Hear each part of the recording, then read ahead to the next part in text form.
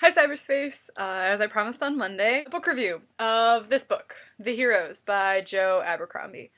I just actually finished this book like 2 weeks ago, and it is seriously one of the best books I have read in a really long time. I think one of the reasons that I love this book so much is that it is incredibly real. It is set in a fantastical world, but there's no elves, there's no dwarves, there's no dragons, there's nothing really like fantasy about it.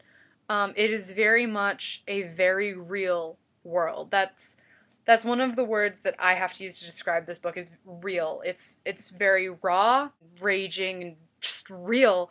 I mean, there's just so many adjectives to describe this book. I mean, it goes from being disgusting and terrifying and graphic to being poignant and tragic and sad. I mean, I cried through parts of this book, but at the same time, there were other parts that just literally made me burst out laughing because it was so funny. More than anything, it's real. It's realer than a lot of fantasy books out there. It's realer than Martin. And I know I reviewed Martin. I said Martin's world is incredibly real, but I think that Joe Abercrombie's world is realer than Martin's because it's just the amount of detail is like beyond belief. I mean, there are scenes in this book that literally make me want to puke because of how real and graphic they are, because it's basically the story of a battle.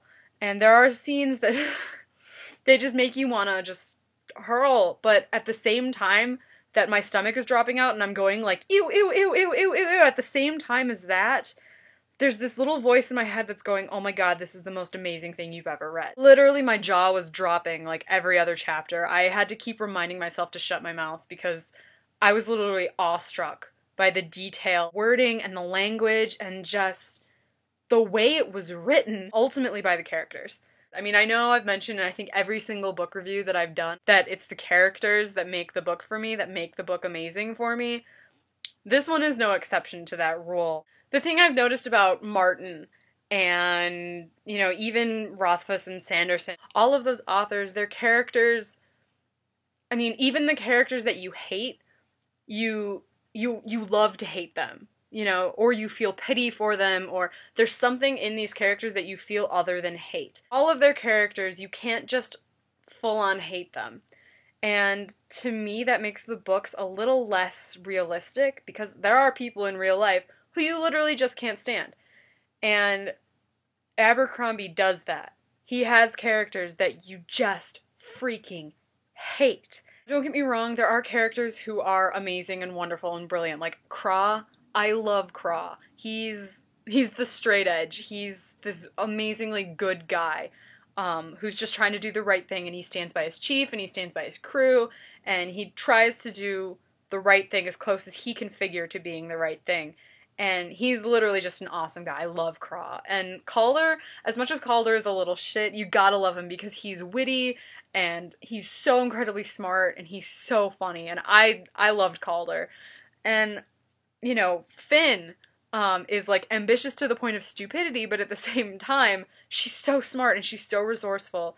And she's another one. It's impossible that I found it impossible not to like her. On the flip side, there are characters that are impossible to like. Like, you don't love to hate them like you do with other characters. You can't love to hate them because you're just so fixed on hating them. You hate them to the point where it hurts to read from their point of view. Bremer Dan Gorst, anytime there was a Gorst chapter, I literally wanted to scream. Because for me, it goes beyond the realm of disgust. Whatever is beyond disgust, that's where I am when it comes to Bremer Dan Gorst. Because he's just, he makes my flesh crawl. And the weird thing about Gorst is that there's so many moments when you could pity him, but then he'll say something, or he'll think something in his selfish little mind, and he'll just be like, no, I can't, never mind. I cannot pity you. You are just a disgusting human being. And the other one that I had problems with General Meade, he goes beyond pomposity and arrogance into something that just can't even be described. They're just terrible human beings, and that's the thing that Abercrombie does, is he makes these characters that you can't like, but at the same time, as you're reading them, you're like, this is the most amazing thing I've ever read, because nobody else does that. Nobody writes characters that you don't like. I think that's part of the reason. I think that's why, is because you hate these characters so much and nobody else has done that. So it's a novelty, it's something unique, and even as you're reading it and you're hating these characters, you have to keep going because the plot just drives you on, and that's the other thing that makes this book absolutely spectacular is the plot. Very simply, one 3-day long battle between the United Clans of the North under their chief, Black Dow, and they're kind of like this disorganized clan type thing, but they're all standing together to fight the Union, which is this huge kingdom that's kind of like trying to take over this whole continent. That's kind of like the gist you get. You don't really get the whole like story of the war. You really just get this one battle. It's very focused. There's so many characters, so many points of view. You get it from the Northmen's point of view, you get it from the Union's point of view, you get it from, you know, the stupid corporal to the general to the chief to this guy who just signed up 3 days before the battle started. You know, you get everybody's point of view, and and I mean, they both have good and bad people, and I found it impossible to pick a side. I honestly stopped reading halfway through the second day of battle to berate myself for cheering for the Union when 3 pages before I had been hoping the Northmen would win. And while it is very simply just this story of this simple battle, at the same time, there's so much backstory involved, how Dow came to power, and the killing of Calder's father, Calder trying to use his cunningness to regain his father's throne. There's all the politics in the Union army, and, you know, people trying to get promotions, and generals failing and having to redeem themselves. Gorse's story, how he fell out with the king, and he's trying to get back into the king's good graces, and Craw, how he got old, and he's trying to retire, but he can't retire, and Wirren and his destiny. Oh my god, Wirren. I love Wirren. And there's just so many stories, and you think it would get out of control because there's all these threads and all these stories, but Abercrombie just weaves them seamlessly into this beautiful, disgusting, amazing tapestry of a book. And it is literally breathtaking. Don't read it if you're under 15, 16. There's a lot of graphic stuff going on. It is a battle.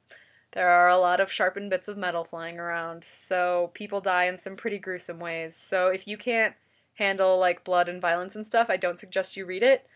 But if you just want a really good story, go for it. It is, like I keep saying, one of the best books I've read in a really long time. So I hope I gave you some indication of what this book is about, and how amazing it is.